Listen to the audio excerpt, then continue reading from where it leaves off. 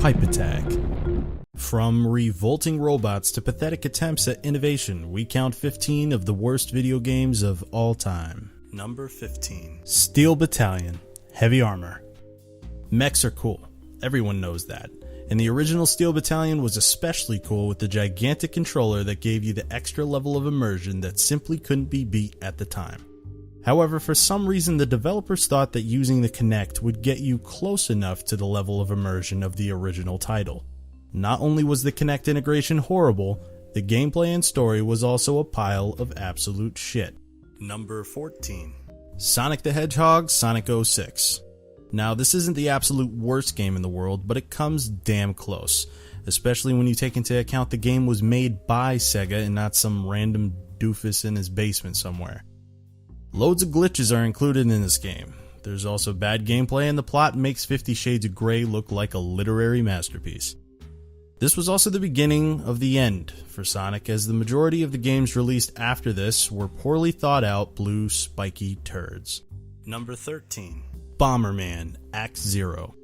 Everyone loves a quirky looking, almost cute pyromaniac that just loves blowing blocks up in seemingly endless series of mazes designed to force Bomberman to blow himself up. However, Bomberman was rebooted into the dark and gritty, that is the 7th gen gaming Bomberman Acts 0 in hopes of capturing the Call of Duty 420 quickscope smoke babies audience.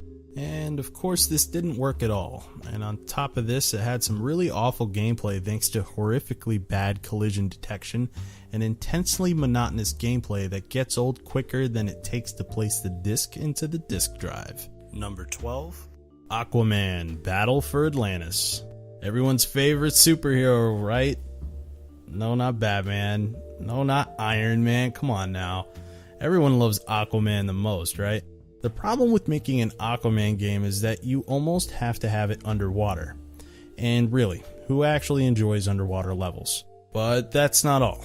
Everything about the game's combat is superfluous except for mashing the A button. That's right, you literally don't have to worry about learning any combat skills except for mindlessly pressing A while moving awkwardly towards your enemies. Fun.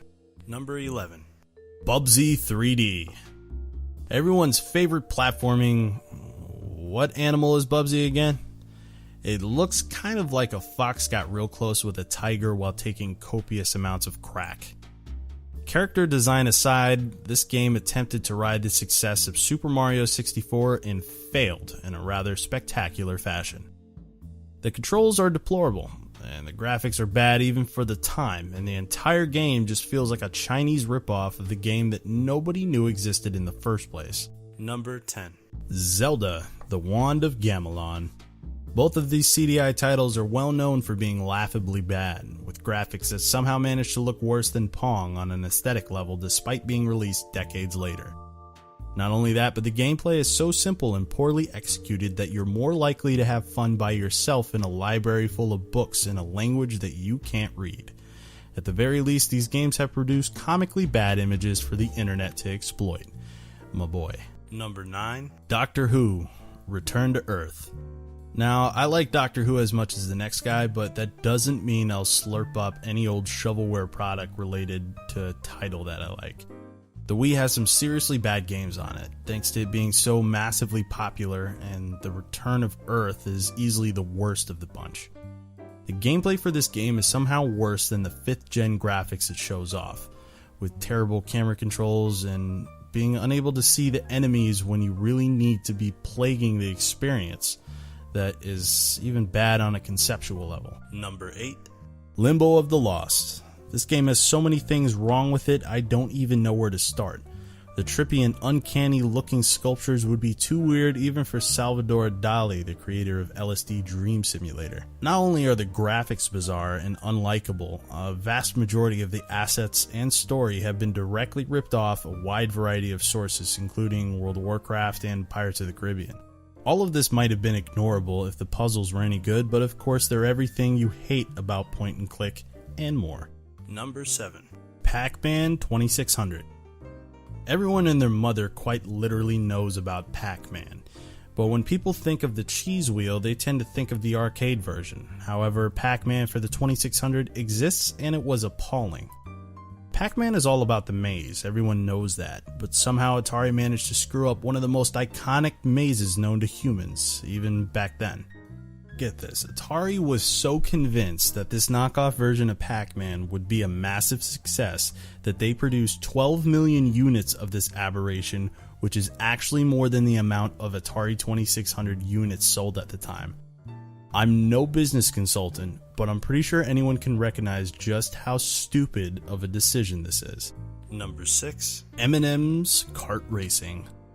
Kart racers that aren't related to Nintendo have been a dying breed for a long time, so some poor starved individual might have been excited for this release. However, unless this is the first video game ever released, it would have been almost possible to like this game, and even then it's still not an easy game to enjoy.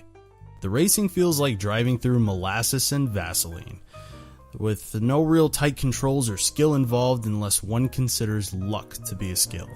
Number 5. Ride to Hell, Retribution. This game doesn't seem to have the characteristics of a horrible game.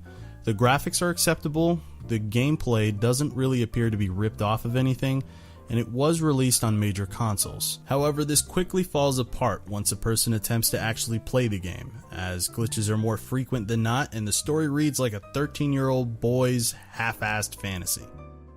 The gameplay is like throwing macaroni at a blue whale's corpse. Unsatisfying, slightly offensive, and only valuable for its comedic absurdity. Number 4. Superman 64. What do you think of when you think of Superman? If your answer was flying at subsonic speeds through a maze of floating rings, then you are the target audience of Superman 64. Because apart from the occasional brief section where you save a person by flying into them, that's all that there is in Superman 64. Well, actually, I lied. There's other stuff like controls that give you extremely accurate feeling of what it would be like to try to move without a brain. Number 3. Ash's Cricket 2013. This game was delayed multiple times because of quality concerns. It was eventually released 6 months after the initial release date. Of course, this would be fine if they fixed the problems. After all, waiting for a game to be released is better than playing an unfinished turd, but they didn't. Ash Cricket's 2013 is absolutely riddled with bugs and shoddy animation. I wonder if they even had a QA department in the first place, or maybe they just gave it to the 3-year-old children to test it. Number 2. E.T. the Extra-Terrestrial. It's no secret that a vast majority of Atari 2600 games simply don't hold up by today's standards, but E.T. is an extra special level of bad. Every time you do anything of consequence, including moving, you consume energy. How do you replenish the energy? With a not-so-generic brand of peanut butter and chocolate snacks. Of course, being the 2600, what you really collect is an amorphous series of pixels. This game is so terrible it's considered a massive contribution to the 1984 video game crash. Not only that, but there's literally hundreds of thousands of these cartridges buried in a landfill somewhere in New Mexico. Number 1. Big Rigs Off the Road Racing. In this game you race a semi on and off road, whilst hauling illegal cargo and dodging the police, or at least that's what it says on the packaging. In actuality, there are no police, and the opponent stops just before the race line, allowing you to win as long as you make it to the finish line, which in fairness is no small task, as the game is so infested with horrible coding that it's entirely possible for the game to crash at any moment. But when you do reach the finish line, you're welcome to a massive "You're winner" to make you feel special. And that's it for this countdown. Okay, bye.